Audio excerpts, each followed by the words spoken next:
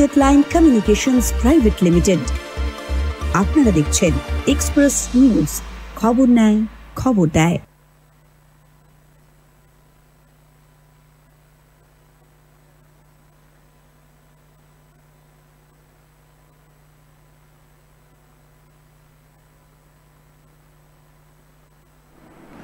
ফিরে এলাম বিরতির পর। সকাল থেকে আজ সকাল 8টা থেকে back to back non stop আমাদের সরাসরি অনুষ্ঠান লোকসভার দখলদারি চলছে। ইতিমধ্যেই পশ্চিমবাংলার যে 8টি কেন্দ্রে নির্বাচন হচ্ছে, আমাদের প্রতিনিধিরা সরাসরি সেইখান থেকে আপনাদের সঙ্গে লেটেস্ট আপডেট নিয়ে হাজির হচ্ছেন। আমরা এখন পর্যন্ত চেষ্টা করেছি সমস্ত রাজনৈতিক দলের প্রতিনিধিদেরকে তারা কি ভাবছেন, তাদের চোখে ভোট কিভাবে হচ্ছে সেটা জানার জন্যে, এবং স্থানীয় কিছু মানে ইস্যুসগুলো নিয়েও আমরা আলোচনা করছি। এই মুহূর্তে আমাদের সঙ্গে স্টুডিওতে উপস্থিত আছেন এডিডিএর ভাইস চেয়ারম্যান এবং রোগী কল্যাণ সমিতির অধ্যক্ষ দুর্গাপুরের কবি দত্ত, বিশিষ্ট শিল্পপতি। আমি কবিদাকে স্বাগত জানাচ্ছি। কবিদা, ভোট দিলে? না, ভোট এখনো দিইনি, তোমার ডাকে চলে এলাম, এবার গিয়ে দিতে হবে দাদা। আচ্ছা, কেমন মানে ওভারঅল কেমন লাগছে এবারে? তো আমার মনে হয়, আমার দেখা মানে অনেকগুলো ভোটের মধ্যে এইবারে পশ্চিমবাংলার এই কলঙ্কটা বোঝাতে চলেছে যে ভোটে হিংসা এবং বিক্ষিপ্ত একটা দুটো ঘটনা ঘটেছে, এটা অস্বীকার করার কিছু নেই। কিন্তু প্রশাসন, ইলেকশন কমিশন, রাজনৈতিক দলের সদিচ্ছা এবং তোমার ভোটারদের কনসিয়াসনেসটা যেভাবে বেড়েছে, আমার মনে হচ্ছে ভোট ভালোই হচ্ছে। তুমি কি দেখলে? না, একদম আমি যেটুকু দেখলাম টিভিতে, খুব অনেস্টলি বলছি, আমি তো রাস্তায় বেরিয়ে বা ইয়েতে দেখিনি, আমি জাস্ট বাড়ি থেকে বেরিয়ে সোজা আমি তোমার কাছে এলাম ফ্র্যাঙ্কলি। তো আমি যেটা দেখলাম যে টিভিতে যা দেখলাম, তুমি যা দেখেছো আমিও তাই দেখেছি।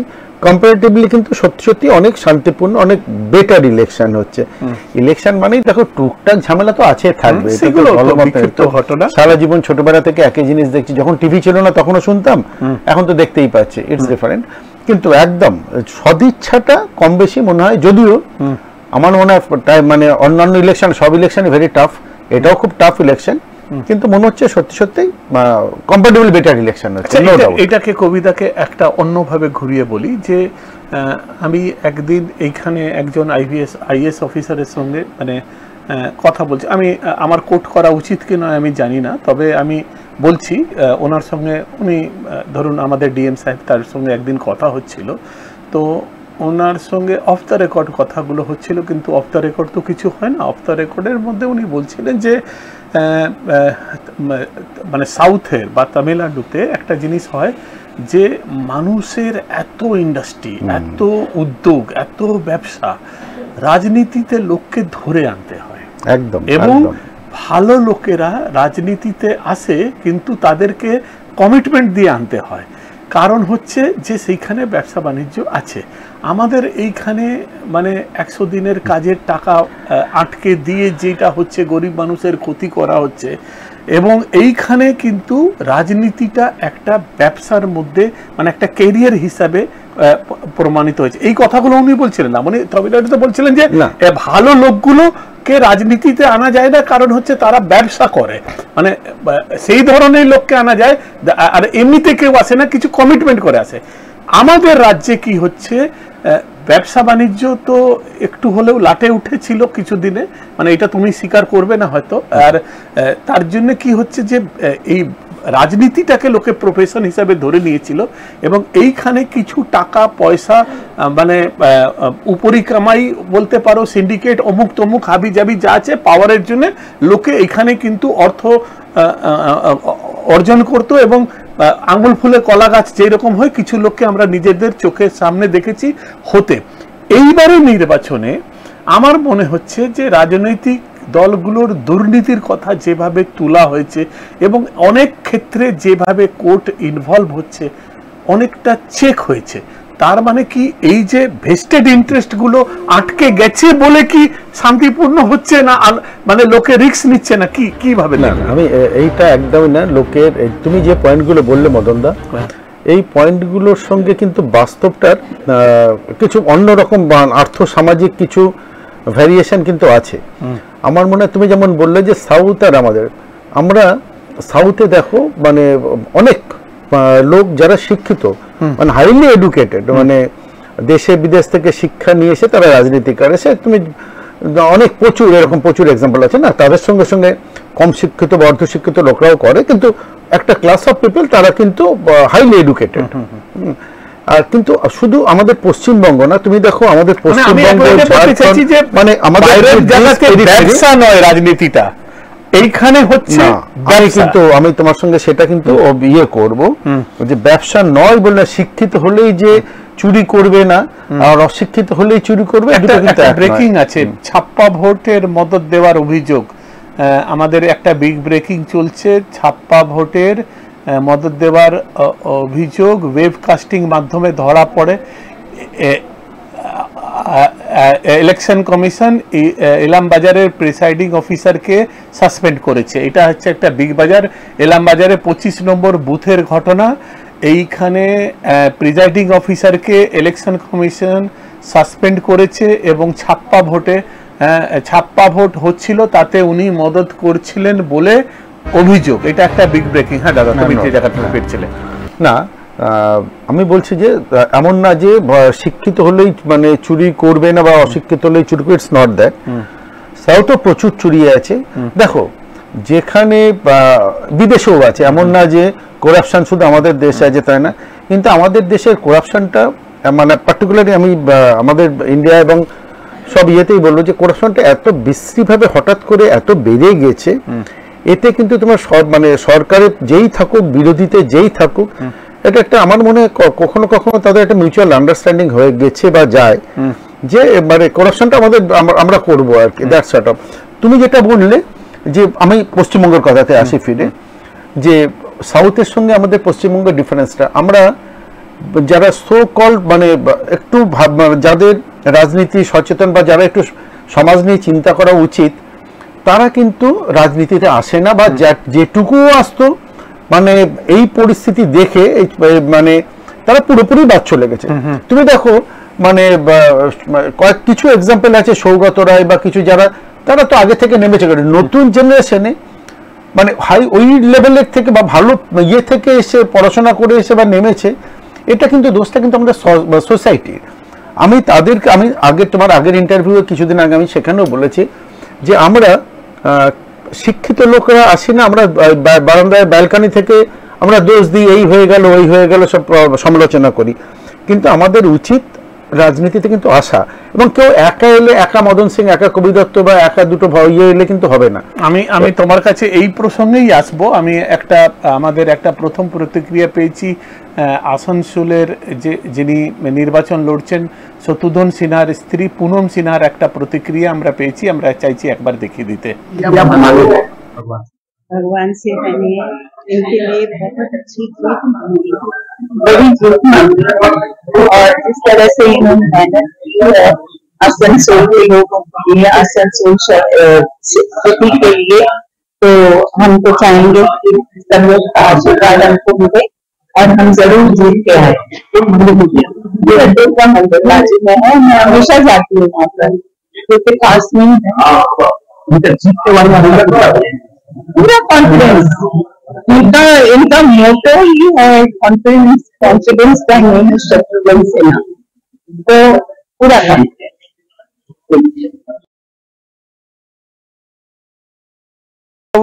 আমাদের কাছে এসছে এবং নদিয়া থেকে একটা প্রতিক্রিয়া এসছে, আমি পিসিআর কে বলবো ওইগুলো শুনিয়ে দিতে, তারপরে আলোচনা ফিরতে আমাদের সুবিধা হবে।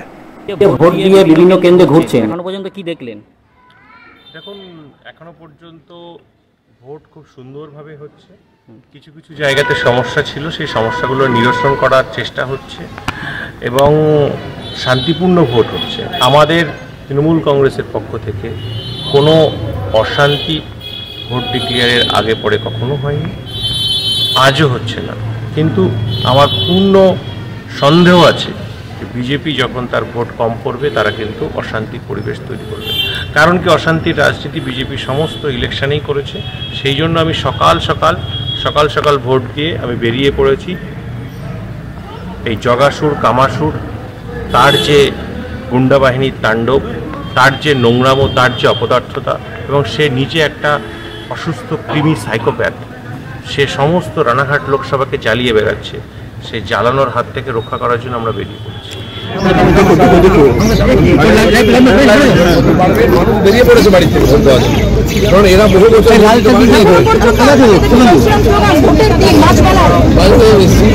এখানে আমরা 40,000 লোকের প্রশ্ন করেছিলাম, কিন্তু কমিটি এসেছিলেন। এই পরিবেশ এখানে একসময় সিপিএম এর এলাকা ছিল, সমস্ত ভোট আমাদের শিফট হয়ে গেছে। আর আমার মনে হয় মানুষ বেরিয়ে ভোট দিচ্ছে মিরাকেল ভাবে। বলছেন আপনাকে 1 লক্ষ ভোটে হারাবেন এবং তৃণমূল অভিযোগ করছে আপনি বিরাট কনভয় নিয়ে প্রভাবিত করছেন। 4 তারিখের পর তিনি জয়যুক্ত হবেন এই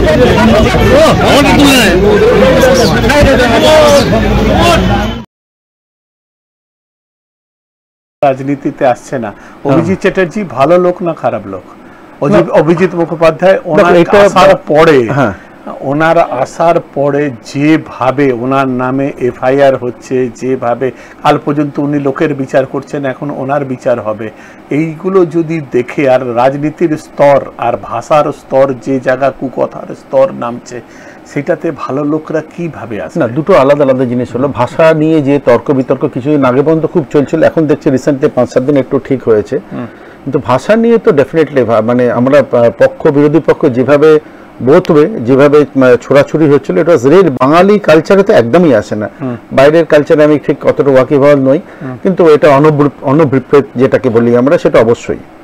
আর তুমি আরেকটা যেটা বলছিলে যে ভদ্রলোক সম্বন্ধে তুমি প্রশ্নটা করছিলে আর কি, এটা দেখো মানে যে শিক্ষিত সমাজ যে ইয়ের কথা বলছিলাম, এটা কন্ট্রাডিক্টে। দেখো, কেউ বলতে পারেন বা কোনো পক্ষ বলেন যে ওনার হয়তো ওই যে চেয়ারে ছিলেন ওখান থেকে এইখানে আসা, কেউ বলছে যে ওনার পক্ষে ঠিক হয়নি, আবার কেউ বলছে না ঠিক আছে, উনি হয়তো ইয়েতে চলে এসছেন।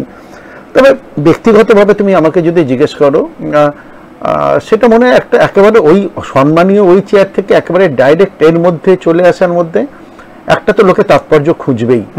এটার মধ্যে খুব একটা যে মানুষের দোষ দিয়ে কিছু লাভ নেই। ডিসিশনটা দেখো ওনার ব্যক্তিগত ডিসিশন। তোমার ব্যাপারেও দুর্গাপুরের লোকে খুঁজছিল যে তুমি কেন চলে এলে রাজনীতিতে, বা আমি তো রাজনীতিতে আসেনি। আমি তো তুমি ঘুরিয়ে ফিরিয়ে প্রত্যেকবারই আমাকে জিজ্ঞেস করবার, তোমার লোকজনকে দিয়ে জিজ্ঞেস করা। আমি একদমই রাজনীতিতে নেই। আমি যে দুটো চেয়ার হোল্ড করি এগুলো হচ্ছে গভর্নমেন্টের চেয়ার। আমি রোগী কল্যাণ সমিতির chairman, it's a government chair, এটা কোনো পলিটিক্যাল চেয়ার নয়। এবং আরেকটা যেটা আমি এডিডিএ ভাইস চেয়ারম্যান, সেটা তুমি জানো কোন পরিপ্রেক্ষিতে কিভাবে, বা আমি হচ্ছে সমক্ষে হঠাৎ করেই, ওটাও গভর্নমেন্টের চেয়ার। এর সঙ্গে এগুলো একটাও পলিটিক্যাল চেয়ার। আমরা প্র্যাকটিক্যাল, ওই যে তুমি প্রশ্ন করছিলে একটু আগে যে আমরা প্রশ্ন ছিল যে ভালো লোক কেন রাজনীতিতে রাজনীতি করবে না কেন? না, কারণ হচ্ছে পরিস্থিতি অনেক কিছুর উপর ডিপেন্ড করে। তো তুমি কি অভিজিৎ গঙ্গোপাধ্যায়ের পরিণতি দেখে ভয় পাচ্ছ? না, অভিজিৎ গঙ্গোপাধ্যায়ের পরিণতি এখন কিছুই হয়নি। উনি কি হবে তুমিও জানি না, আমিও জানি না। আর শোনো, একটা এই যে ভোটে উনি হারলেন বা জিতলেন, তাতেই ওনার রাজনীতিক ভবিষ্যৎ নিয়ে কোশ্চেন মার্ক দেওয়াটা ঠিক না। ইন্দিরা গান্ধী হেরেছেন কখনো, ঠিক আছে, বা অটল বিহারী বাজপেয়ীও বা অত কাজ করার পরে উনি পার্লামেন্ট ইলেকশন হেরেছেন, যেটা আমরা হয়ে গেছি। তো এইভাবে তো জাজ করা যায় না। ভোটার ইজ ডিফারেন্ট, এটা একটা ইয়ে না। তুমি বললাম না, তো একটা মদন সিং বা একটা কবি দত্ত বা কেউ এসে, আমরা তো আর মহাত্মা গান্ধী নই, বা আমরা চেঞ্জ করে দিতে পারবো সোসাইটিকে। মহাত্মা গান্ধী সেই বছরের পর বছর ধরে চেষ্টা করে গেছেন। তা আমরা একজন দুজন লোক এলে হবে না, এটা পরিবেশটাকে, সমাজটাকে সেইভাবে গড়তে হবে যে আগে যেমন ধরো, আগে ছোটবেলা থেকে পড়াশোনা করার সময় বলতে তোমাকে ডাক্তার ইঞ্জিনিয়ারই হতে হবে। এখন কিন্তু বাবা মারা সঙ্গে সঙ্গে কিন্তু খেলোয়াড়ের দিকেও নজর দেয়। কেন বলো তো? খেলা এমন একটা জায়গায় পৌঁছে গেছে যেখানে রোজগার হয়, সুনাম বাড়ে। তা আজকালকার বাবা মারা যদি কেউ হয়, কিন্তু দেখো একটা ট্রেন্ড এসছে, সেরকম যদি আমরা এরকম ট্রেন্ড একটা প্রতিষ্ঠিত করতে পারি নিয়ার ফিউচারে, যে রাজনীতিটাও খারাপ জিনিস না, এখানে গেলে যে শুধু বদনাম বা কলঙ্ক বা চুরি চামারি না হয়, তাহলে হয়তো ফিউচারে কিছু ভদ্রলোক আসবে আস্তে, মানে someone have to build the cat, I mean it. সেটা তুমিও হতে পারো, হ্যাঁ। তো অভিজিৎ গাঙ্গুলি হয়েছেন টু সাম এক্সটেন্ট। তো এভাবে হবে, আস্তে আস্তে হবে সোসাইটি। তবে সাউথের সঙ্গে যে তুলনাটা তুমি করলে না, সব মানে সেটা আমাদের আলোচনার কথাটা আমি বলছি। দেখো, পশ্চিমবঙ্গে আমরা বাঙালিরা, যেটা বাঙালির একটা ড্রব্যাক বলতে পারো, আমরা এত মানে তর্ক করতে ভালোবাসি, মানে সে বিবেক থেকে হয়তো জানে এটা ভুল, তারপর তুমি তাকে তর্কে লাগিয়ে দাও, এটা আমি আমার বাঙালি হিসেবে আমি মানে হ্যাঁ, সে দেখো সেটা নিয়ে কিন্তু মানে তর্ক কিন্তু থামবে না, সে জানছে সে হারছে, সে ভুল বলছে, যদি এইটাই যদি এটা হতো, যদি এইটা হতো, এই যে কেন বলো তো, এটা কিন্তু একদিন হয়নি, এটা আমি সেই তুমি দেখেছো যবে থেকে তুমি এসছো, আমিও যবে থেকে জন্মেছি তার আগে থেকে এটা হয়ে আসছে। কিন্তু এটা তো ঘটনা যে what Bengal things today rest of the India things tomorrow, এটা একটা যেমনি সেটা কিন্তু এখনো আমি তোমাকে বলি, মানে এটা আমার ব্যক্তিগত অভিজ্ঞতা এখানে শেয়ার করছি তোমার সঙ্গে। আমি 20 বছর গুজরাটে ছিলাম। আমি যখন গুজরাটে ছিলাম, আমি ওইখানে যখন এখান থেকে গেছিলাম, তখন আমি কিন্তু ওইখানে একটা জিনিস দেখেছিলাম যে একটা আলাদা সম্মান ছিল, আমাদের সম্মানটা জায়গাটা ছিল, আরে এ তো জ্যোতি বাবু কা গাঁव से आया है, अरे ये तो ममता बनर्जी का शहर का आदमी है, राज्य का आदमी है। তখন মমতা ব্যানার্জিকে কোন মানে অগ্নিকন্যা বলা হতো, এবং এমনও ছিল যে ভারতের সর্বমান্য নেতা অটল বিহারী বাজপেয়ী নিজে এসে মমতা ব্যানার্জি মায়ের পায়ে হাত দিয়ে প্রণাম করে কালীঘাটে উনি একটা জায়গাটা দিয়েছিলেন। এবং কালকে আমি একটা বাইট, যেহেতু এই কথাটা এই জন্য উঠছে যে মমতা ব্যানার্জিকে তুমি খুব কাছ থেকে দেখেছো, এবং তুমি এই যে শিল্পপতি, দেশে বিদেশে তোমার অনেক যাতায়াত যাতে, তোমার কি ধারণা এটা হচ্ছে না যে একটা পারসেপশন ইদানিং চেঞ্জ হচ্ছে বা করে দেওয়া হয়েছে যে বাংলা মানে দুর্নীতি, বাংলার মানে ঝামেলা, বাংলার মানে ইয়ে। এবং কালকে না পরশুদিন আমি দিলীপ ঘোষের একটা বাইটও শুনছিলাম যে উনি বলছেন যে 45 বছর রাজনীতি করার পরে যদি লোকে চোর চোর বলে তাহলে সসম্মানে সন্ন্যাস নেওয়া উচিত। আমি এই কথাটা তোমার পক্ষে বেশি ভারী হয়ে যাবে, কিন্তু আমি যেটা জানতে চাইছি যে তুমিও তো বাইরে ঘুরছো, একটা মানে ওভারঅল একটা রাজনীতি করা আর একটা ওভারঅল বাংলার কে বদনাম করার, এই যে বাংলা বিদ্বেষীর যে কথাগুলো হচ্ছে, এটাতে কতটা সত্যতা আছে এবং তুমি কিভাবে দেখছো? কি কোথাও না কোথাও ডিটোরিয়েশন হয়েছে আমাদের, মানে আমরা কি মানে যে জিনিসটা ছড়ন হয়েছে সেটাকে তুমি কিভাবে দেখছো? এই কাণ্ডগুলোর, এই দুর্নীতিগুলোর কথাগুলো তুলে তুলে যেভাবে বাংলাকে বদনাম করা হচ্ছে। না, দুর্নীতি যে দুর্নীতি দেখো ছিল, আছে, থাকবে। এবার কি প্রক্রিয়াতে হচ্ছে, এখন ইলেকশন বন্ডের থ্রুতে হচ্ছে, ঠিক আছে, সেটা কিন্তু হোয়াইট দুর্নীতি, ঠিক আছে। আবার নানা রকম যে অন্যান্য যেটা ধরো আজ থেকে 44 বছর আগে যেগুলো হতো সেগুলো অন্যরকম দুর্নীতি, কিন্তু আজকে যে দুর্নীতিগুলো হয়ে গেছে, তুমি সিন্ডিকেট একটু আগে বলছিলে না কথাবার্তাগুলো, এগুলো যেন এখন মানে একটা যেন আমরা ছাপ মেরে দিচ্ছি যে এটা লিগালাইজ, মানে সিন্ডিকেট পাড়ার ছেলেরা কি করবে, ওরা তো কিছু করে না, ওদের জন্য একটু ব্যবস্থা করে দাও, হোয়াই নট। আমরা কিন্তু আমাদের এটা হচ্ছে আমাদের ওই যে বললাম শিক্ষিত লোকরা আসে না তো, আমাদের যারা লোকাল লিডার তাদের দৃষ্টিভঙ্গিগুলোকে যদি একটু ব্রড না হয় না, তাহলে এই মুশকিলগুলো তাদের এই যে ইয়াং ছেলেগুলোকে দিয়ে যে কিছু কাজ করা, কোনো কোঅপারেটিভ ক্রিয়েট করা বা অন্য কোনো কনস্ট্রাকটিভ কাজ করানো, তাদেরকে গাইড করানো বা তাদেরকে সাপোর্ট করা, পড়াশোনা থেকে আরম্ভ করে সবকিছু এন্টারপ্রেনারশিপের মধ্যে দিয়ে, আমরা কিন্তু সেই গাইডেন্স গুলো দিই না, আমরা তাদেরকে এইভাবে ইউজ করি। এটা কিন্তু আজকে বলে না, আমি তো জন্ম থেকেই দেখছি যে আমার পিছন 30টা ছেলে ঘুরবে, আমরা কিছু দান দক্ষিণা তাদের দিয়ে দেবো, আর আমাদের হয়ে থাকবে, আবার তাদেরও আবার কিছু 30টা ছেলে আন্ডারে আবার 10টা ছেলে থাকবে, তারাও মিটিং মিছিলে যাওয়ার জন্য তারাও তাদের কিছু দান দক্ষিণা দেবে, মানে সোসাইটিটা যেন ওই রকম ভাবে হয়ে চলে যাচ্ছে। সাউথে কিন্তু এই জিনিসগুলো হয়, এই কথা এক্সাক্ট কথাটা এই সাউথে এই জিনিসগুলো হয় না। দুটো কারণ দেখো, আমাদের পপুলেশন আর সাউথের যে কোনো স্টেটের পপুলেশনের মধ্যে অনেক ডিফারেন্স আছে, 1 নম্বর কথা। 2 নম্বর, তাদের শিক্ষার হার আমাদের শিক্ষার হারের মধ্যেও ডিফারেন্স আছে, হোয়াট এভার দ্য রিজন, কোনো কারণে হতে পারে। আর হচ্ছে মানসিকতা, আর হচ্ছে তুমি মানসিকতা। আজকে তুমি দেখো একটা কবিতা, তোমাকে একটু আটকাচ্ছি, একটা ব্রেকিং ঢুকছে। ভুয়ো ভোটার ধরে ফেলার বিজেপি এজেন্টকে মারধর করা হয়েছে। ভুয়ো ভোটার ধরে ফেলার জন্য বিজেপি এজেন্টকে মারধর করা হচ্ছে। ঘটনাটি ঘটেছে কোথায় ভাই? পিসিআর একটু হেল্প করুক। ভুয়ো ভোটার বীরভূমের ঘটনা এটা, একটা আমাদের ব্রেকিং চলছে। বীরভূমে ভুয়ো ভোটারকে ধরে ফেলার জন্য বেধড়ক মার মেরেছে তৃণমূলের বিরুদ্ধে, এটা একটা ব্রেকিং ছিল। হ্যাঁ, তুমি যে জায়গাতে ছিলে। না, মোদ্দা কথা হচ্ছে যে সেটা হচ্ছে আমাদেরকে আরো আধুনিক এবং মানে যেটা সময় উপযোগী শিল্পের উপরে আমাদেরকে জোর দিতে হবে। যে বাংলা আমরা দেখো, তুমি যে কথাটা বললে এটা খুব ভালো হলো, তুমি জিনিসটা ধরিয়ে দিতে। আমি তোমার সঙ্গে, তুমি যেহেতু আগেই সারেন্ডার করে দিচ্ছ যে আমি, তুমি রাজনৈতিক লোক নয়, আমি তোমাকে বিব্রত করব না, করিও না। আমি এটা করার কোনো কারণ নেই, কারণ না হয় আমি ফ্লোটিং ভোটার। আমি আবারও বলছি অন স্ক্রিন, না না, ওটা তো আমি জানি যে দুর্গাপুরে নিজের পয়সা খরচা করে শিল্পকে বা শিল্পায়নকে বা নিজের উদ্যোগে as a entrepreneur, Bengali entrepreneur, আমাদের কাছে এটা গর্বের ব্যাপার। তোমার সঙ্গে কিছু ব্যাপারে সহমত না হলেও কিন্তু অ্যাজ এ এন্টারপ্রেনার তোমার শত্রুরাও স্বীকার করবে যে বাঙালি এন্টারপ্রেনার তোমার মতন দুর্গাপুরে বহুত কম আছে বা ছিল। আমি ওইটাতে যাচ্ছি না। আমার প্রশ্ন হচ্ছে যে যেহেতু তুমি চেম্বার অফ কমার্সের একটা দায়িত্বে ছিলে, যেহেতু তুমি নিজের উদ্যোগে একটা প্রতিষ্ঠান, চেইন অফ প্রতিষ্ঠান করেছো এবং সেটা খুব সুনামের সঙ্গে চলছে, এই নির্বাচনে শিল্পাঞ্চল এবং খনি অঞ্চলে কিন্তু আশ্চর্যজনকভাবে শিল্পটা কোনো কিন্তু রাজনৈতিক ইস্যু নয় ভাই, কোনো পার্টি। কিন্তু আজকে আমি এখানে প্রথমেই দিলীপ ঘোষের যেদিনকে আমি লাইভ করলাম, উনি নির্দ্বিধায় দুটো কথা বলে দিলেন যে পরিষ্কার আমি বলছি, কোনো শিল্প যদি রুগ্ন হয়ে থাকে তাকে কেন্দ্র সরকার বাঁচাবে না। এখনো আমরা অক্সিজেন দিয়ে ডিএসপিকে চালাচ্ছি, যে কোনো সময় ডিএসপি বন্ধ হয়ে যাবে এবং যে ডিএসপির পিছনে যে টাকা ঢালা হচ্ছে তার জায়গায় নতুন শিল্প হবে, যেটা অতি মডার্নাইজেশন হবে, লোক কম কাজ করবে কিন্তু প্রোডাকশন বেশি হবে। মানে একটা যে মানে নীতি ছিল ভারতবর্ষ সরকারের যে তারা পাবলিক সেক্টরকে বাঁচিয়ে রাখবে, সেই রকম কিন্তু আজকে তারা হাত ছেড়ে দিয়েছে। এইখানে আমি, সে কীর্তি আজাদি হোক বা সে তোমার দিলীপ ঘোষই হোক, ডক্টর সুকৃতি ঘোষাল বলছেন উনি ভালো প্রার্থী, কিন্তু ওনার বলাটা কত কাজে লাগছে আমি সেটাও বুঝতে পারছি না।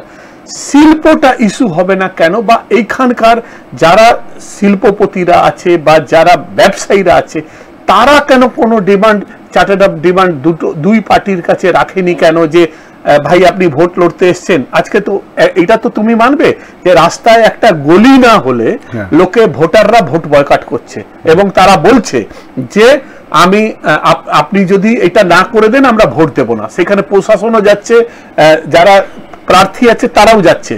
তাহলে এই আসানসোল, দুর্গাপুর খনি অঞ্চল এবং শিল্পাঞ্চলের যারা ব্যবসায়ী মহল এবং যারা হচ্ছে শিল্পপতিরা, তারা কেন কোনো দাবি রাজনৈতিক দলগুলোর কাছে রাখছে না যে ভাই আপনারা কি মুখ নিয়ে ভোট চাইতে আসছেন?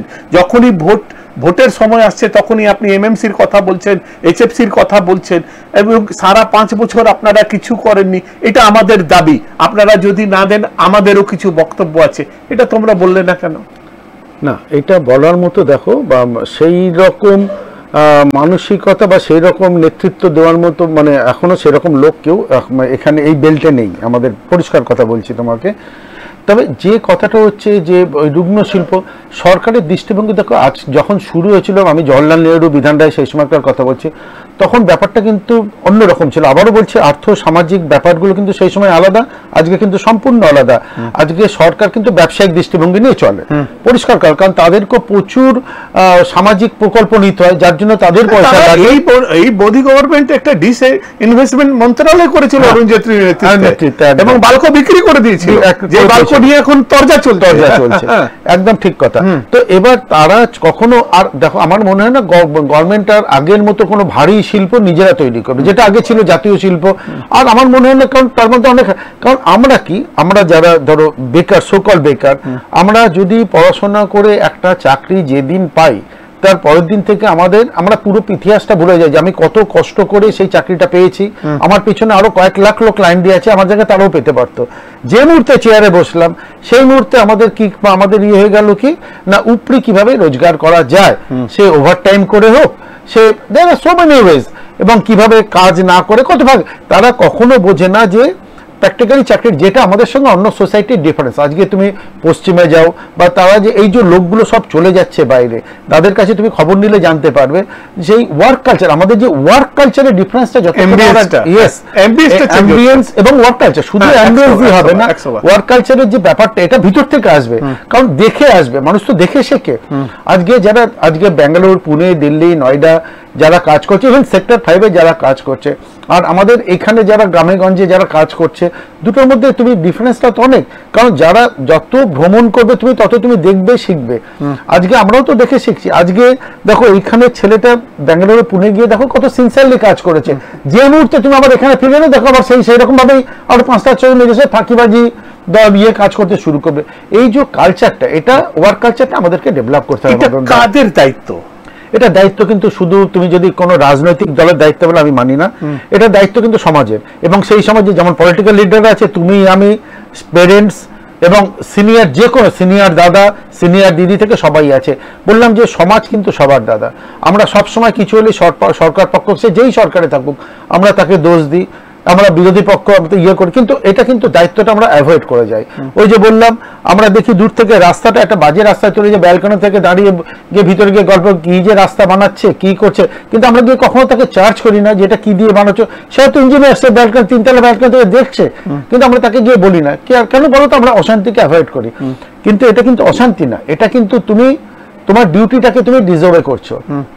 এটা কিন্তু অ্যাজ এ মানে তুমি একটা সামাজিক হিসাবে তোমার উচিত, সে তুমি রাজনীতি করো না করো, তুমি রিটায়ার্ড লোক হও বা তুমি ওয়ার্কিং ক্লাস হও, হোয়াট এভার ইট ইজ, যে দাদা আপনার এই রাস্তাটা এই পিস দিয়ে এইরকম প্রপোর্শনাল বানান। আমরা তো দেখি না সবকিছু, আমরা সবাই 99.9999% লোক আমরা ডিউটিটাকে অ্যাভয়েড করে যাই। আমরা শুধু ব্লেম করতে জানি, ব্লেম করতে শিখেছি। এর থেকে বেরোতে হবে মদন দা, ব্লেম গেম থেকে। ব্লেম গেম থেকে বেরোতে হবে। কিন্তু আর একটা জিনিস হচ্ছে যে ওই একটা রোটি ফিল্ম ছিল রাজেশ খান্নার, যে পহলা পত্থর ও মারে जो खुद पाप न किया हो। মানে আমাদের বক্তব্য হচ্ছে, তুমি হোক বা আমি হোক, তোমার ছেলেও বাইরে থেকে ছেড়ে এসছে, আমরাও মানে কোথাও থেকে কিছু করে নিজের ক্ষমতা দেখিয়ে আমরা এসছি। তুমি একটা জিনিস তোমার অ্যাপিল, গতবার ইন্টারভিউতে আমি শুনছিলাম, যদি আমি বসিনি, মিঠু করছিল, যে আমরা এই যে তুমি বললে ব্লেম গেম, আমাদের এইখানকার ট্যালেন্ট আজকে দুর্গাপুরের বাইরে চলে যাচ্ছে এবং তারা ওইখানে গিয়ে বেস্ট করছে। তাদেরকে যদি এইখানে তুমি যেরকম অ্যাম্বিয়েন্সের কথা বললে, যদি সেটা তৈরি করে দেওয়া যায় এবং তারা যদি রিস্ক নিয়ে এসে এখানে যদি কিছু উদ্যোগ করে, আমার মনে হয় এই শহরটা শুধু মানে দোষারোপণ করে, পলিটিক্যাল না করে কিছু একটা করা যায়। কেন এইটা আমি উদাহরণ দিয়ে এই জন্য বলতে চাইছি যে দুর্গাপুরেও যেখানে জিঞ্জার টাটার গ্রুপের একটা হোটেল এসে ফ্লপ করে চলে যাওয়ার পরে তাদের সঙ্গে তুমি 3টে হোটেলে টাই আপ করেছো, এটা তো ঘুরে দাঁড়ানোর একটা পজিটিভ সিন।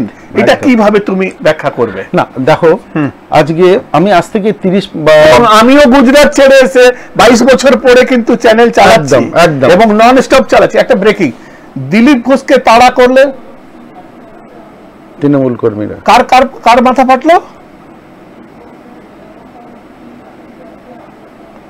আচ্ছা, মন্তেশ্বরে তুলকালাম দিলীপ ঘোষের দিলীপ ঘোষের যে নিরাপত্তা রক্ষীর লাঠি চার্জ করেছে এবং তাতে সাধারণ ভোটারে আম জনতার মাথা ফেটেছে, এই নিয়ে মন্তেশ্বরে একটা ঝামেলা চলছে। দিলীপ ঘোষের কনভয়ের উপরে হামলার অভিযোগ এবং গাড়ির সামনে শুয়ে পড়ে বিক্ষোভ করছে ওইখানকার লোকেরা। এটা একটা বিগ ব্রেকিং। এটা যতটা দিন গড়াবে ততটা বাড়বে। এটা বাড়ার কারণ হচ্ছে যে কেউ 1 ইঞ্চি জমি ছাড়তে রাজি নয় এবং এটা এক্সপেক্টেড, কিন্তু প্রশাসন আমার মনে হয় কাজ করবে। তো সেই জায়গাটা বলছিলাম যে যেখানে জিঞ্জার ফেল হয়ে গেল, তুমি 3খানা হোটেল করছো, সাহস কি করে করছে টাটার সঙ্গে? তার মানে হাওয়া তো কিছু তো ঘুরবে। হ্যাঁ, কেন ঘুরবে না দাদা? প্রচুর। তুমি যদি আমরা ওই যে বললাম আমরা ব্লেম গেম করি, তো হাওয়া প্রচুর ঘুরেছে দাদা। তুমি আজকের দিনে দেখো, এটা তো যত বড় নিন্দুক হোক, আমি আবারও বলছি, কারো ধ্বজার, কোনো পলিটিক্যাল পার্টির ধ্বজা না ধরে আমি মানে দার্থহীন ভাষায় বলতে পারি, গত 15 বছরে আমাদের স্টেটের যে ইনফ্রাস্ট্রাকচারাল ডেভেলপমেন্ট হয়েছে, লাইট বলো, জলের পুকুর বা পুকুর কাটা বলো, বাকি বুঝি না, যেটা চোখে পড়ে, ঠিক, রাস্তা বলো, ট্রান্সপোর্টেশন বলো, টু সাম এক্সটেন্ট এটা অসাধারণ উন্নতি হয়েছে। এটা যদি কেউ অস্বীকার করে সে সত্যের অপলাপ হবে। আরো উন্নতি হতে পারত, একটা কোনো শেষ নেই, কিন্তু হয়েছে, ডেভেলপমেন্টের কোনো হয়েছে।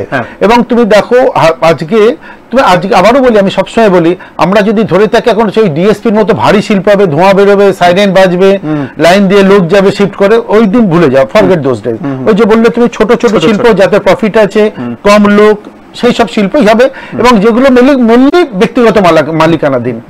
আমি 30 বছর আগে, আই ক্যান রিমেম্বার, যখন প্রথম ব্যাঙ্গালোর গেছি 30 বছর আগে, 30-35 বছর আগের গল্প, তখন ব্যাঙ্গালোর এয়ারপোর্টে একটি ভাঙা টিনের একটি ছিল, লাউঞ্জ ছিল, পরিষ্কার মনে আছে, কত দূর হেঁটে গিয়ে যেতাম। আজকে সেই ব্যাঙ্গালোরে আমাদের ছেলেমেয়েরা কিছু করুক না করুক, আমি এরকম প্রচুর ইনস্ট্যান্স দিতে পারি যেখানে হয়তো 10,000 টাকা মাইনা পায়, বাবাকে এখান থেকে মাস গেলে 20-30 হাজার টাকা, কিন্তু সে ব্যাঙ্গালোর ছেড়ে আসবে না, কিন্তু সে ব্যাঙ্গালোর ছেড়ে আসবে না। নানা কারণ আছে, শুধু একটা কারণ, এক হচ্ছে লাইফস্টাইল, ইয়াং জেনারেশনের লাইফস্টাইলটা আমাদের এখানে ওখানে যেটা আছে সেটা এখানে হয়তো পাই না। তাদের বন্ধু বান্ধবরা অনেকেই সেখানে আছে, বন্ধু বান্ধবরা একটা ডাইরেক্ট থাকে, ইনফ্লুয়েন্স থাকে এর উপরে, নানা কারণে আসছে।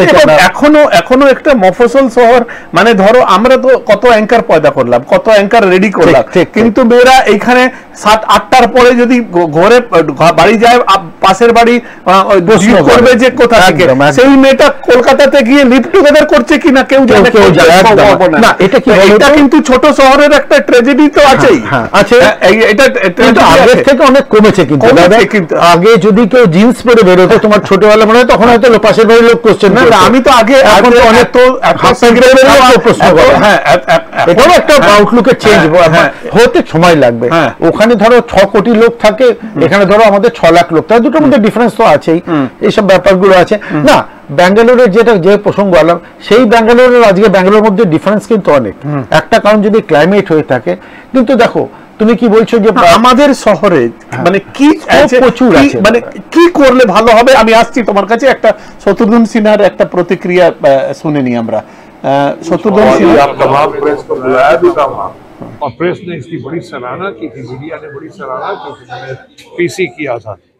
तो अब उनको भी बताना पड़ेगा कि दार्जिलिंग में कुछ किया नहीं किया, कितना खर्चा किया तो ट्रांसपेरेंसी है, ऑनेस्टी है, दुर्गापुर में क्या किया उन्होंने, और अब यहाँ क्या करेंगे तो बात की बात है। यहाँ तो पहली बार ही आए हैं वो इस मामले में, भले तो अभी कर रहे हैं, अगर मॉनिटर करें अच्छा बात है। मैं भी तो आपके सामने बैठ के प्रेस से ही बात कर रहा हूँ, आप लोग से बात कर रहा हूँ, मीडिया से बात कर रहा हूँ।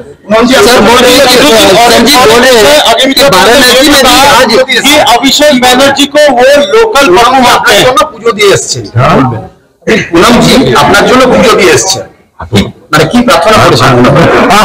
আপনি ওনাকে জিজ্ঞেস করুন, আমাকে তো কিছু আছেন, আমি ওয়েট করছিলাম ওনার সঙ্গে, আমি যাবো বাইরে, কিন্তু unfortunate to have got a wife like her. উনি অনেক কাজ করেছেন আমার জন্য, এইবারই করেছেন, লাস্ট টাইমও ছিলেন, অনেকবার আমার সঙ্গে উনি করেছেন, and I am very supportive, she is the backbone.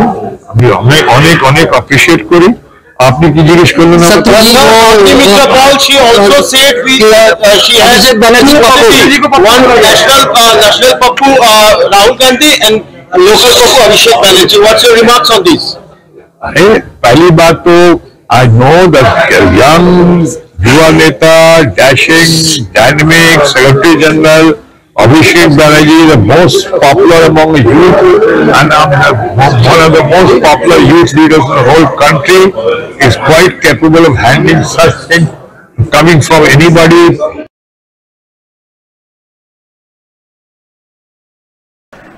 Abhishek Banerjee ওই কিন্তু এই শত্রুঘ্ন সিনহা 3 মাস আগে বলছিলেন যে দুজন যুবক ভারতবর্ষে খুব ভালো ব্রাইট ফিউচার আছে, একটা রাহুল গান্ধী, একটা তেজস্বী যাদব, যখন উনি পাটনা থেকে লড়ার চেষ্টা করছিলেন। আমাদের সঙ্গে আমাদের বর্ধমান প্রতিনিধি সঞ্জিত কুড়ি লাইনে আছে, একটু কথা বলে নি, তারপরে খুব ইন্টারেস্টিং জায়গাতে তোমার সঙ্গে আলোচনায় ছিলাম। সঞ্জিত শুনতে পাচ্ছ? আচ্ছা, শুনতে পাচ্ছি। ওভারঅল এখন ধরো ডেটটা বাঁচতে চলেছে, ওভারঅল কি পরিস্থিতি? মানে দুর্গাপুর বর্ধমান লোকসভা কেন্দ্রে কি কত পার্সেন্ট ভোট হয়েছে এবং পূর্ব বর্ধমানের কি পরিস্থিতি, একটা সামাপ তোমার কাছে জানতে চাইছি। আমরা কিছুক্ষণ আগে আমরা যখন বর্ধমান জেলা পক্ষ থেকে জানতে চেয়েছিলাম যে বর্ধমান এবং দুর্গাপুর লোকসভা কেন্দ্রের বর্ধমান জামালপুরের যিনি ব্লক সভাপতি আছেন তিনি জানিয়েছিলেন যে এই মুহূর্তে মোটামুটি প্রায় 12টার সময় মোটামুটি 20% ভোট হয়েছে, তার থেকে এখন যেহেতু 1:30টা প্রায় বাজতে চলেছে সেখানে ভোটের পার্সেন্টেজটা অনেকটাই বৃদ্ধি পেয়েছে। পাশাপাশি তোমার বর্ধমান পূর্বরে একই ঘটনা শোনা গেছে। এই মুহূর্তে যে সমস্ত চিত্রগুলো আমরা দেখিয়েছি তুলে ধরছি, প্রত্যেকটি বুথে আমরা প্রত্যেকটি চিত্র আমরা তুলে ধরছি, কিন্তু কিছু বিক্ষিপ্ত ঘটনা দেখা গেছে যে বর্ধমান দুর্গাপুর লোকসভা কেন্দ্রে যে বিজেপি প্রার্থী এবং তৃণমূল কংগ্রেস প্রার্থী কীর্তি আজাদ এবং দিলীপ ঘোষ একই বুথে যখন ঢোকেন তারা নিজেদের কর্মোদ্বোধন করেন এবং নিজেরা একটি কোলাগুলিও করেন তাদের এবং শুভেচ্ছা বার্তা বিনিময় করেন। কিন্তু তারই কিছুক্ষণ পর দেখা গেল বর্ধমান জেলারই বর্ধমান দুর্গাপুর লোকসভা কেন্দ্রের কেতুগ্রাম এলাকাতে দেখা গেল যে বিজেপি প্রার্থী দিলীপ ঘোষের উপর হামলা চালায় কিছু তৃণমূল কর্মী সমর্থকরা এবং বিজেপি দিলীপ ঘোষের যে সিকিউরিটি ছিল তাদের প্রতি হামলা চালায়। এরপর সেই ঘটনায় ব্যাপক চাঞ্চল্য সৃষ্টি হয়। সেখান থেকে আধা সামরিক বাহিনী এবং বুথে যে সমস্ত পুলিশ কর্মীরা ছিলেন তারা মোটামুটি ঘটনাটি নিয়ন্ত্রণ আনে। স্যার, পরে আক্রমণের কথা বলছো এবং দিলীপ ঘোষের যারা নিরাপত্তা রক্ষীরা তাদের নাকি মারে সাধারণ ভোটারদের মাথা ফেটে গেছে এবং তারা রাস্তায় শুয়ে বিক্ষোভ করছে। কোনো ফুটেজ অফিসে পাঠিয়েছো কি? আর পিসিআর কে বলবো সেটা কি চালানো যাবে? আর এখন পরিস্থিতি কি রকম আছে? সেখানে যে ঘটনা ঘটেছিল আমাদের কিন্তু যে খবরটা আমরা পেয়েছি সেখান থেকে আমরা খবরটা দিতে পারছি আমাদের যে সোর্সের মারফত কেতুগ্রাম যেখানে দিলীপ ঘোষ পৌঁছে সেখানটাতে তৃণমূল কর্মীর সঙ্গে তাদের ঝামেলা পাকানোর চেষ্টা করে। এরপরে দুপক্ষের মধ্যে বচসা সৃষ্টি হয়। তবে যেই কথাটাই শোনা যাচ্ছে যে বিজেপি প্রার্থী দিলীপ ঘোষের যে সিকিউরিটি রয়েছে তাদের মারে যে ওখানকার জনতার ক্ষতিগ্রস্ত হচ্ছে সেরকম কিছু কিন্তু এখনো সেই খবরটা পাওয়া যায়নি। তবে এখনকার পরিস্থিতি যেটা আছে পরিস্থিতি নিয়ন্ত্রণে আছে।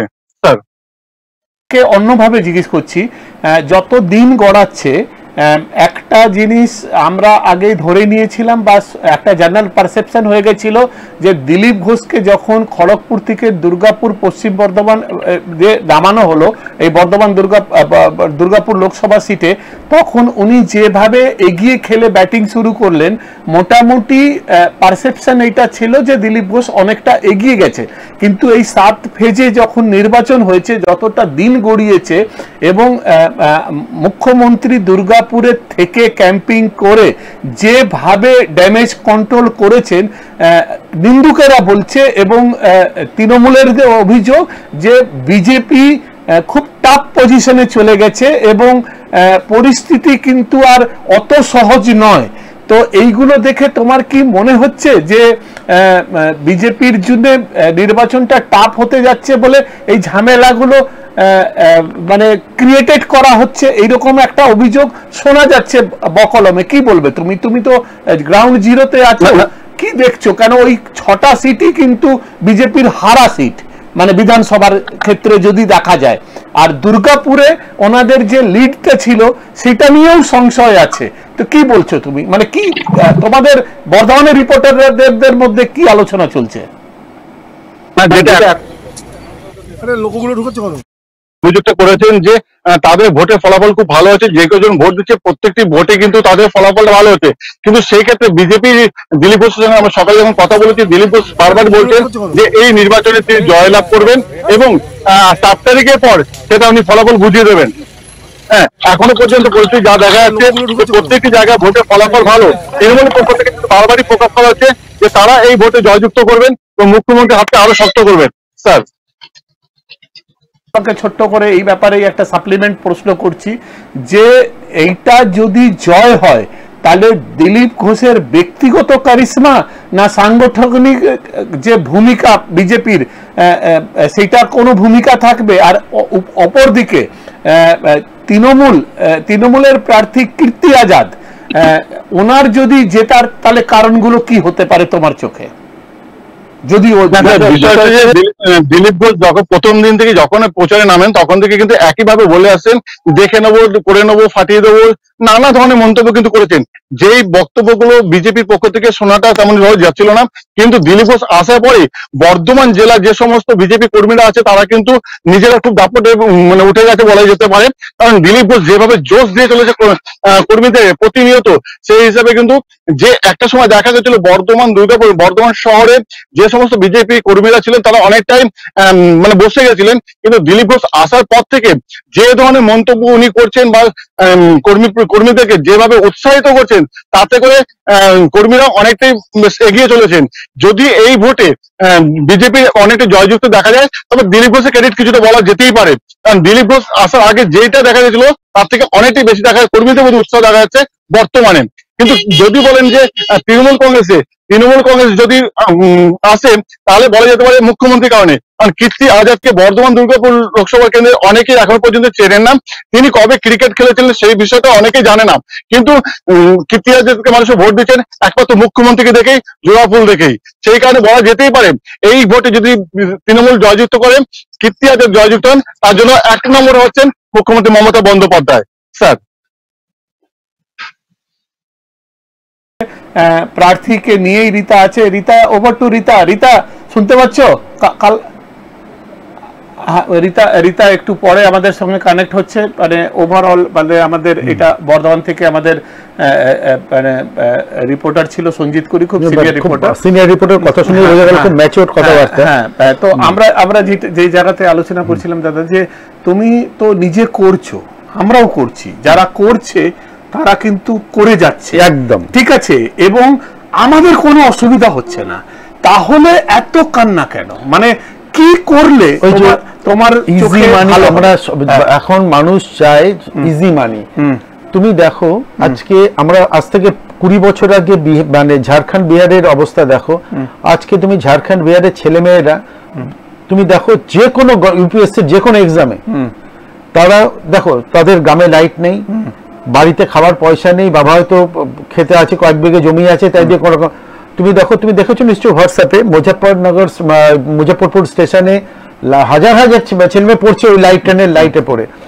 আজকে তুমি দেখো যে কোনো গভর্নমেন্ট, সেন্ট্রাল গভর্নমেন্টের ইয়েতে বলো, ইভেন স্টেট গভর্নমেন্টের ইয়েতে তুমি দেখো বিহার ঝাড়খণ্ড ওই বেল্টের ছেলে মেয়েদের কত দাপট।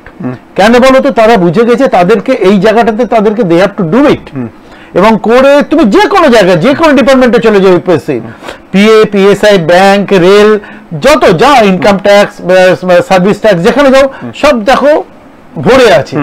কেন বলতো? তারা কিন্তু জায়গাটা জয় করেছে, কেউ তাদের কাছে কিন্তু লিখে দিয়ে যায়নি কাগজে, এক্সপেক্টেড। তো এবার আমরা বাঙালিরা কিন্তু সেই জায়গাটাতে কিন্তু মুখ ফেরে, আমরা চাই ওই নেতাদের পিছন পিছন ঘুরতে, আমরা চাই সিন্ডিকেট থেকে একটু খুচরো মাল কামিয়ে মানে খামচা দিয়ে একটু ইনকাম করে নিলে আমাদের 1 মাস চলে যাবে, কিছু একটা ইভেন্ট করব, সে ব্লাড ডোনেশন ক্যাম্প হোক। এবার আজকে না, এটা চলছে কিন্তু গত 45 বছর থেকে। সোর্সটা যদি কেউ বলে থাকো সিন্ডিকেটে, আমি পলিটিক্যাল পার্টির নাম করব না, কিন্তু তুমিও জানো আমি জানি এই সিন্ডিকেটের কারা সোর্সটা 40 বছর আগে জিনিসের সোর্সটা একদম। তো ইউ ক্যান ডোনেট। এবার সেটা ধারাবাহিকতা তুমি বলতে পারো বন্ধ হয়নি, কম বেশি চলছে, বেড়ে গেছে। এবার সেটা কি হয়েছে জানো? সেটা ধরে হয়েছে এটাই একটা সিস্টেম, সমাজ কি ওই সিস্টেমটা ধরে তো সমাজ চলে।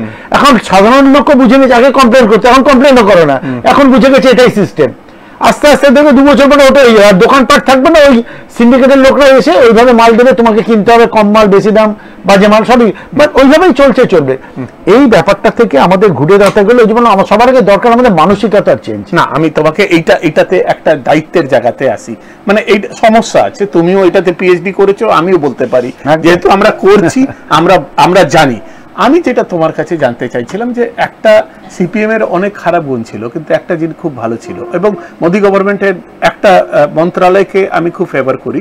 একটা হচ্ছে যে সিপিএম একটা এন্টারপ্রেনারশিপ ডেভেলপমেন্টের জন্য একটা সংস্থা মহিষকাপুর রোডে একটা স্কুল ভাড়া নিয়ে করেছিল, মৃণাল ব্যানার্জি একটা করেছিল, এবং কৌশল বিকাশ বলে একটা মন্ত্রণালয় রাজীব প্রতাপ রুডির নেতৃত্বে, যদিও এখন কি অবস্থা আমরা জানি না, কেন্দ্র সরকার করেছিল। আমি বলছি যে তুমি যে জায়গাটার কথা বলছো, এই জায়গাটার একটা দায়িত্ব, ধরো পলিটিক্যাল নেতাদের কাছে এটা এক্সপেক্ট করা যায় না যে তারা সমাজের এই জিনিসগুলোর দিকে ভাববে। যদি সেই আইকিউ থাকতো মৃণাল ব্যানার্জির মতন, তাহলে একটা মানে কি নাম হচ্ছে এন্টারপ্রেনারশিপ ডেভেলপমেন্টের জায়গায় গলিতে ক্লাবগুলোকে 2 লাখ টাকা না দিয়ে ওটাকে এন্টারপ্রেনারশিপ ডেভেলপমেন্টের জায়গা করা যেত, যদি রাজনৈতিক সদিচ্ছা থাকতো।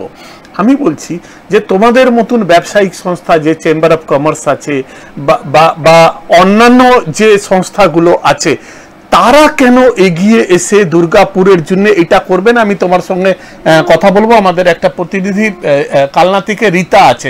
হ্যাঁ রীতা, বলো। আচ্ছা, আমাদের সঙ্গে বোধহয় প্রার্থী আছেন, বর্ধমান পূর্বের প্রার্থী। রীতা, শুনতে পাচ্ছ? হ্যাঁ, একটু কথা বলো, একটু কথা বলা প্রার্থীকে দাও একটু। স্বপনদাও আছে।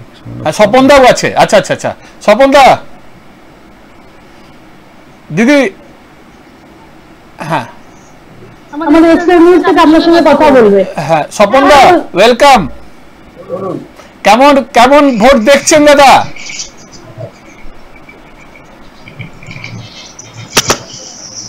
রীতা, প্রশ্নগুলো স্পিকারে দাও।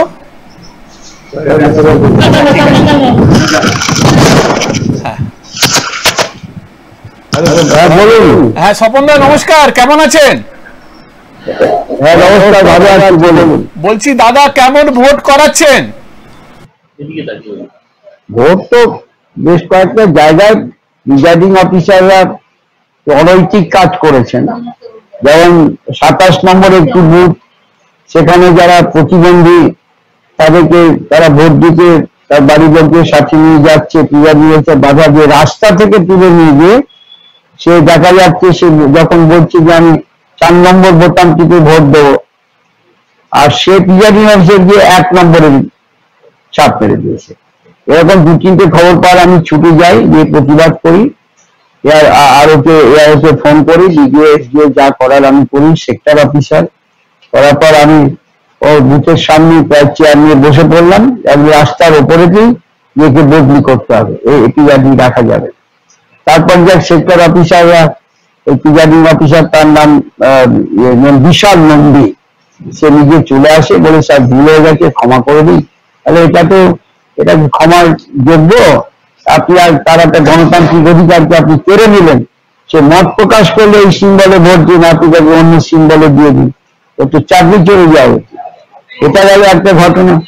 তারপরে 227 নম্বর বুথ আছে, যেখানে নির্বাচন কমিশন ডিস্ট্রিক্ট রিটার্নিং অফিসার, তিনি আমার প্রার্থী ডাক্তার শর্মিলা সরকারকে যে ভোটার লিস্ট দিয়েছেন এবং দলকে, সেই ভোটার লিস্টও আমরা তো বুথ এজেন্টদের দিয়ে দিয়েছি। এখন ভোটের আজকে দেখা যাচ্ছে প্রিজাইডিং অফিসারের কাছে যে ভোটার লিস্ট সেটার সঙ্গে মিল হচ্ছে না, তার মানে কয়েকজন বাদ পড়ে গেছে। এটাও হ্যালো হ্যালো রীতা, শুনতে পাচ্ছ? লিঙ্ক ফেলিওর হয়েছে। আমরা স্বপনদার সঙ্গে আরেকবার যোগাযোগ করার চেষ্টা, আরেকবার পিসিআরকে বলছি, আরেকবার স্বপনদাকে বা ডক্টর শর্মিলা সরকারকে ধরার চেষ্টা হোক। হ্যাঁ, এসছে, ঠিক আছে। হ্যাঁ স্বপনদা বলুন, শুনতে পাচ্ছি।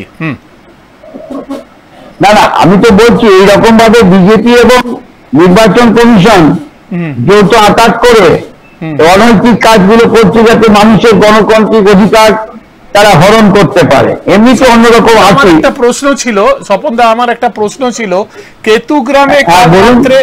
কেতুগ্রামে কালকে রাত্রে একটা মার্ডার হয়েছে এবং আপনাদের কর্মী বলে দাবি করা হচ্ছে যে তার মার্ডার করা হয়েছে এবং সিপিএম এর উপরে অভিযোগ হচ্ছে, কিন্তু ওদের বাড়ির লোকেরা বলছে, ওনার মিসেস বলছেন যে যেহেতু 3 মাস আগে উনি পার্টি ছেড়ে দিয়েছিলেন, এটা পার্টির একটা দ্বন্দ্বের কারণে এই মার্ডারটা হয়েছে। আপনি কিভাবে গোটা ব্যাখ্যাটা করবেন? আপনার কাছে আমি গোটা বিষয়টা, আমার এই এলাকা বর্ধমান পূর্ব লোকসভা কেন্দ্র নিয়ে ব্যস্ত আছি, গোটা বিষয়টা আমি না জেনে কোনো মন্তব্য করব না। তবে তৃণমূল কখনো বিশৃঙ্খলা সৃষ্টি করে না, এইটুকু বলতে পারি। আচ্ছা স্বপনদা, আর একটা প্রশ্ন আমার, গতবারের যে বর্ধমান পূর্বের প্রার্থী ছিলেন সুনীল মণ্ডল, তাকে আপনারা এইবারে বসিয়ে দিয়েছেন এবং কোনো প্রচারেও তাকে দেখা যাচ্ছে না, এবং এক সময় দেখা গেল যে আপনাদের দল থেকে বা আপনাদের শর্মিলা সরকাররা কারু তাকে যোগাযোগ করা হলো না, এবং উনিও বললেন যে আমি যদি বেরোই আর দল যদি হারে তাহলে দোষটা আমার মাথায় আসে। ওইসব কথা নিয়ে ওইসব কথা ঘোষ গিয়ে দেখা করলেন, কিভাবে দেখছেন এটাকে? এইসব কথা বলা নয়। আমরা প্রার্থী দলের মমতাদি অভিষেক বাবু, ডক্টর শর্মিলা সরকার আমাদের ঘরের মেয়ে, তাকে প্রার্থী করেছে। আমরা সর্বতভাবে ঝাঁপিয়ে পড়েছি। আর তৃণমূলকে যারা ভালোবাসে, মমতাদিকে আর আমাদের সেনাপতি অভিষেক বাবুকে, তার নির্দেশ আমরা পালন করছি, এই পর্যন্ত বলতে পারি। ঠিক আছে রীতা, আমাদেরকে একটু শর্মিলা সরকারকে দাও। তোমাদের শরীর বসে।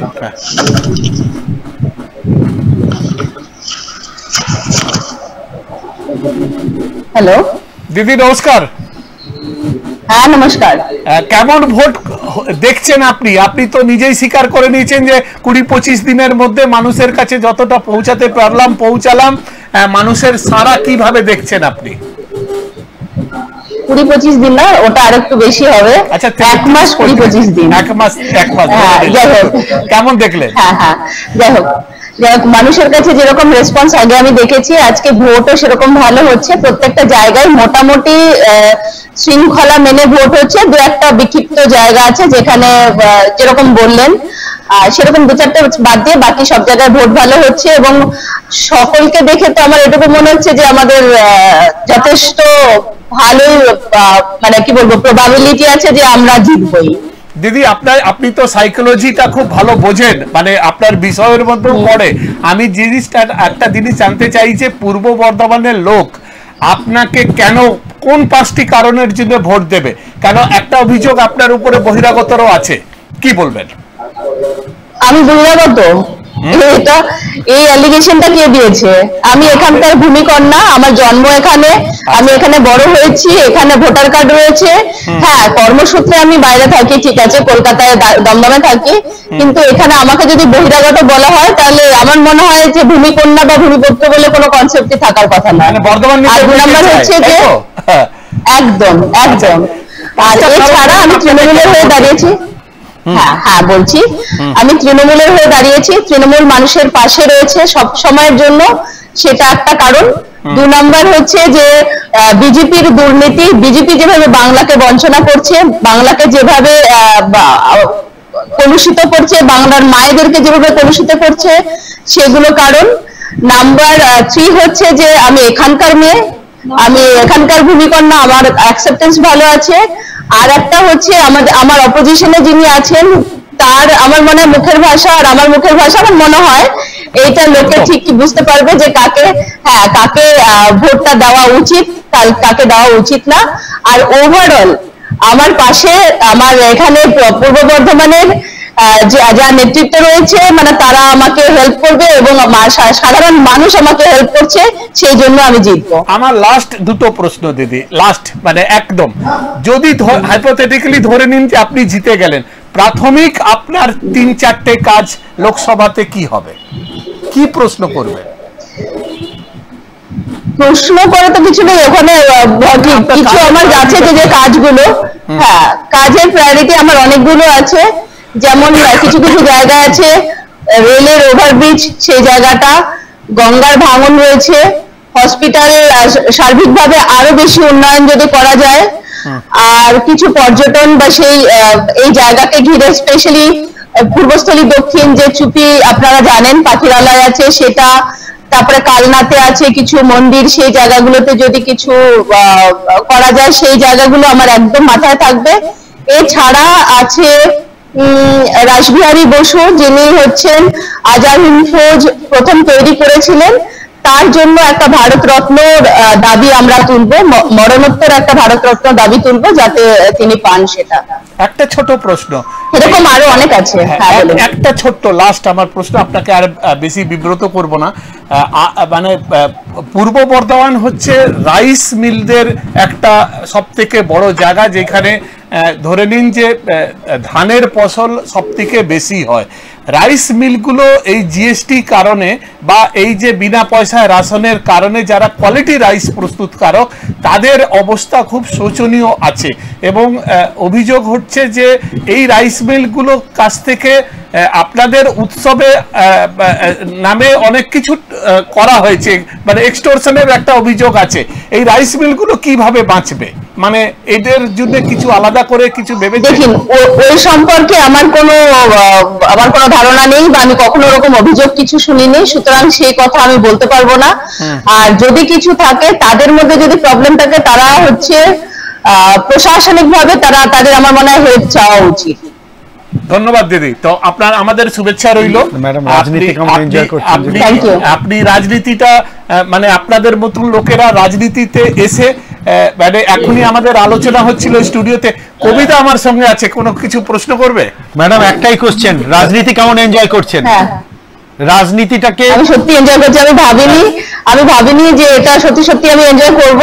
আমি সাইকিয়াট্রি খুব এনজয় করতাম, সেখানে স্টুডেন্ট বাকি কালিগদের সঙ্গে খুব ভালো ছিলাম, পেশেন্ট ভালো ছিলাম, এখানে সঙ্গে খুব ভালো আছি, আর আমি আশা করছি তাদের পাশে থাকবো, তারাও আমার। Good, very good. আমাদের শুভেচ্ছা রইল, আপনাদের মতন আরো লোক রাজনীতিতে আসুক এই কামনা নিয়ে। আপনি জেতার পরে আমাদের স্টুডিওতে আসবেন, এটা আমাদের আমন্ত্রণ রইল। ধন্যবাদ। ঠিক আছে, নমস্কার। হ্যাঁ হ্যাঁ, নমস্কার নমস্কার। হ্যাঁ নমস্কার রীতা, থ্যাঙ্কস। আমরা এটা মানে মানে সত্যি তুমি যে আলোচনাটা করছিলে, অনেক আলোচনা থেকে যাবে তোমার সঙ্গে এই কম সময়ে 1-to-1 করব, কিন্তু এখন আমাকে নেক্সট একটা ব্রেক নিতে হবে, কেন বংশদা বোধহয় চলে এসছে। তো আমরা কবিতার সঙ্গে অসম্পূর্ণ একটা আলোচনা মাঝখানে শেষ করতে হচ্ছে, কারণ হচ্ছে সময়ের একটা মর্যাদা আছে, এবং আমরা ফিরছি একটা বিরতির পর। আমাদের ব্যাক টু ব্যাক লাইভ সকাল 8টা থেকে রাত 8টা পর্যন্ত সরাসরি পশ্চিম বাংলায় কলকাতার বাইরে একমাত্র এক্সপ্রেস নিউজে। অপেক্ষায় থাকুন, আবার ফিরছি কিছুক্ষণের মধ্যে।